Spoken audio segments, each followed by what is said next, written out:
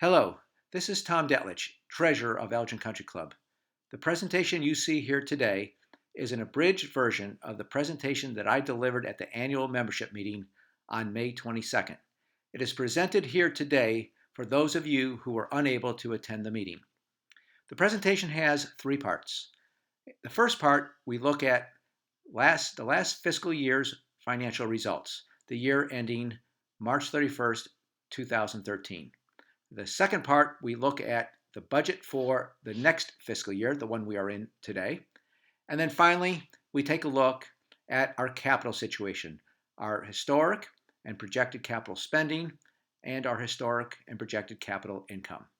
I hope you find the presentation informative. 2013 was clearly the best operating results we've had at our club in 5 years. Not only were total revenues up 3.8%, but our net revenues, the revenues after the cost of generating those revenues, were up 6.4%, indicating improved efficiency in the operations. Total expenses were up only 0.3%, even though we served more meals and had more rounds of golf than the previous year. And, importantly, overhead expenses were down. Although just slightly, it's always good to see overhead staying flat or going down. The good news is rounds per golf member was up 8.5%. We see this metric, rounds per golf member, as an important driver to the bottom line. Again, improved efficiency in the operations when we are utilizing the club more. Let's look a little closer at some of the financial trends, beginning with revenue. As you can see, after 3 years of falling revenue from 2009 to 2011, in 2012 we reversed that trend, growing revenues, and now again in 2013 we increased revenues 3.8% year over year, with virtually all of the components of the revenue lines contributing to that increase, including membership dues, food and beverage, and golf. The better news is that the 2014 budget, which I will talk about in a little bit, continues that same modest trend in increased revenues. Expenses have been trending downward since 2008. In 2012, as usage of the club and revenues increased, there was a modest increase in expenses needed to support that growth. However, in 2013, expenses were virtually flat year over year, up just 0.3%. The relevant fact that I take from this slide is that from 2008 to 2013, the expense base to operate this club has dropped by $700,000 a year. Our operating cash profit bottomed out in 2010, which, by the way, was when the private golf club industry saw its bottom in operating cash profits. From there, we began the arduous climb upward, and now in 2013, we've had our third straight improvement in operating cash profit, and most importantly, our first balanced budget since 2008. Now we move to the second part of my presentation, a look at the 2014 budget, that is, the budget for the current fiscal year. Highlights include a budget surplus of $57,502. If met, this means the second consecutive year with no operating assessment. Revenues we see going up $75,000, while expenses are nearly flat, up just 26/100%. Golf membership, we believe, will increase over the year, though it is starting slightly lower than the beginning of last year. It will end somewhat higher than the previous year. Rounds per member, we are projecting to drop from last year, largely because last year was an outstanding weather year. And while we like to assume we could have another great year like that, we're being a little bit careful and assuming a more normal weather seasonal-wise, and therefore more normal rounds per member at 49. Now, I can say that so far, after a little bit of a rocky start for the year, that the weather has been very cooperative, and we do have a chance of perhaps improving on that 49. The 2014 budget includes the revenue enhancements you see on this page, all of which were voted on and approved unanimously at the membership meeting on May 22nd. Now, no one likes to see dues and fees go up, but it's important that we look at the trend in these dues and fees over time and what it actually costs to be a member at Elgin Country Club.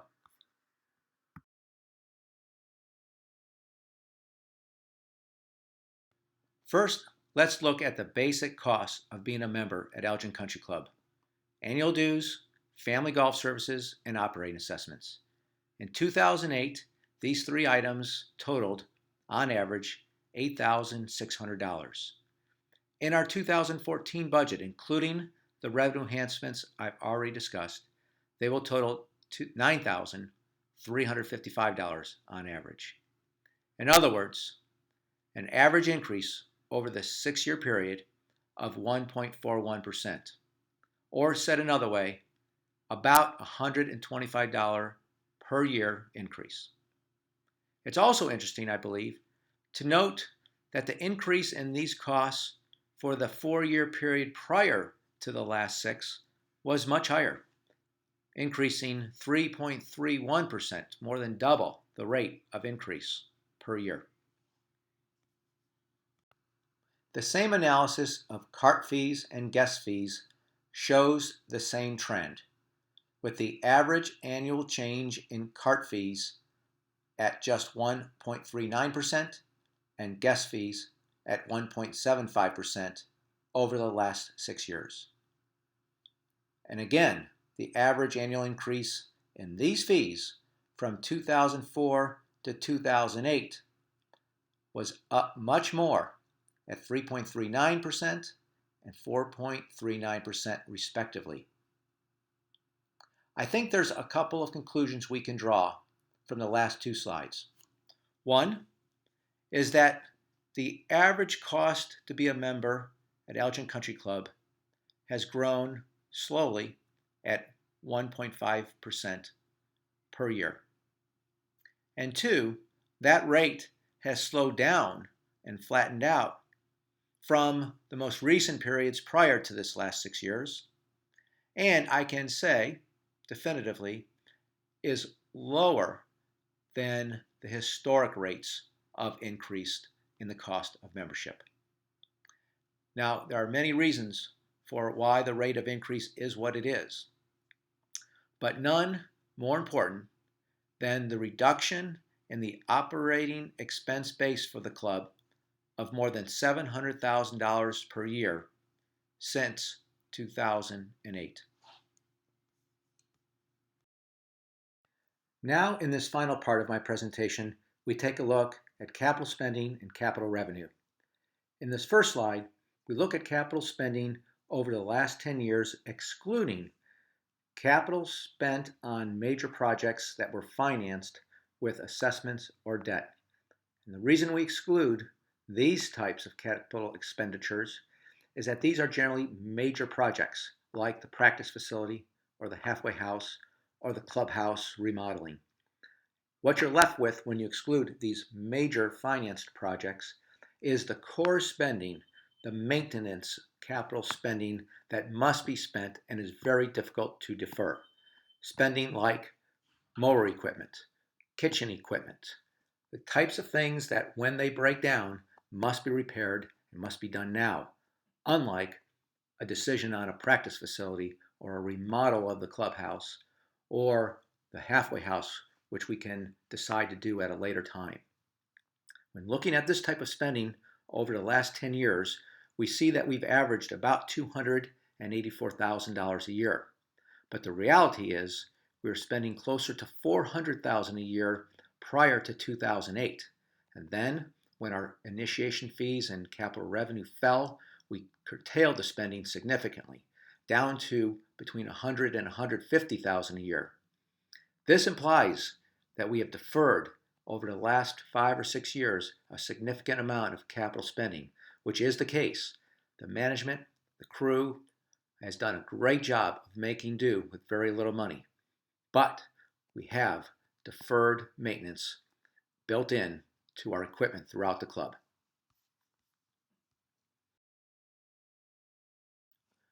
Now we take a broader look at capital spending by including those projects that were financed by capital assessments and by debt.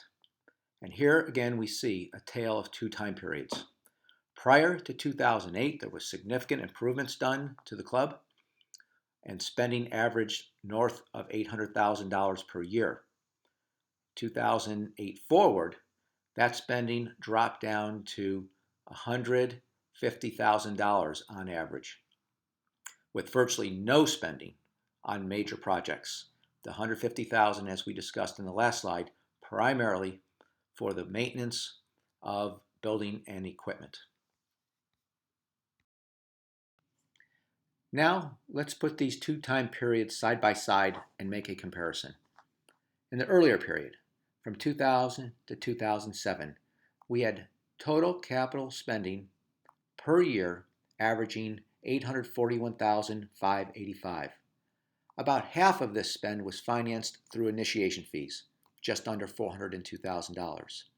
The rest was financed through capital assessments, which totaled just under $765,000 over this 8 years, or nearly $100,000 per year, and by taking on new debt, totaling $2.5 million. In the more recent period, from 2008 to 2013, our average spend was just a little over $178,000, and that almost entirely financed through the much lower initiation fees that we incurred during this very difficult economic time.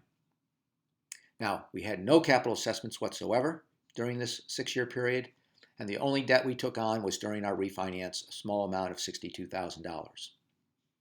Now, as we discussed in the previous slides, the bare minimum that we need to maintain the club, the building, the equipment, parking lot, all the facilities, is somewhere in that $300,000 range. But we thought it was the wrong time during this very difficult economic circumstance to go to the membership and ask for a capital assessment. It was also thought to be, by the board and management, fiscally irresponsible to go to our bank and take on any new debt. And so we made do with what we had and made the best use of the limited capital funds that we had. While we have been able to defer capital spending over the last 6 years, there are limits to how much and for how long you can make such deferrals. Sooner or later, we erode the experience we have come to expect at Elgin Country Club, and we greatly increase the risk of failure of equipment on the golf course or in the clubhouse. And so, management and the board has made the decision to address this capital situation this year by first assessing what our capital needs are over the next 5 years and then drafting a capital revenue plan to fund the necessary spending. We started by asking the department heads, grounds and greens, for example, clubhouse, to give us a list of all of the expenditures that are not deferrable that they expect to see over the next 5 years. We totaled these up, ran them by the committee chairs of each of the departments, and came up with a number that averages over the 5 years, not surprisingly, right around $300,000. Now, what kinds of things are included? It's the kinds of things that generally maintain the status quo of your club. So, replacing carpeting as it's worn, dressing furniture that wears out, fixing things that break, like equipment on the course or equipment in the clubhouse. It does not include any kind of major remodeling or improvements, though we expect to do some upgrading over the 5-year period. Now, the revenue that we expect to come in over the next 5 years, generally from initiation fees, is $150,000. We have no intention on taking on any additional debt, so that leaves us with a capital shortfall of about $150,000 a year. To fund that shortfall requires a monthly assessment of $75 per accessible member. Now, we hope that membership increases to the point where initiation fees will be higher. We've used a fairly conservative number, and we will reassess this need a year from now. But the membership at the May 22nd meeting approved our proposal unanimously. We feel good that we have a plan in place to at least address the minimum needs that we need in terms of capital spending. Now, let's move on and summarize what we've discussed here today. First, 2013 was our best year since 2008 and the first time we've had a balanced budget since then. We also believe the trend will continue in 2014, and thus far, at this point of the year, we're seeing that trend materialize. Increases in dues and fees were needed to meet this budget, but growth of these costs have slowed considerably over the last 5 years and are very modest to begin with. Capital needs clearly at a critical state, and the club addressed this pressing need with a $75 per month assessment. We will look at this again a year from now to understand whether this $75 should continue or be modified. Finally, I hope you have this as a takeaway from this presentation. Your club has done an extraordinary job of minimizing the cost of membership during this very difficult economic time period. First, by reducing total expenses by over $700,000 per year from 2008, and by operating during this time period on a capital budget that's just over half the size of what is needed. And, most important, by doing all of this without impacting the experience that we've all come to expect from Elgin Country Club. Thank you very much for your time and your listening. I hope that if you have any questions or comments, that you pass them along to me or one of the other board members. Thank you.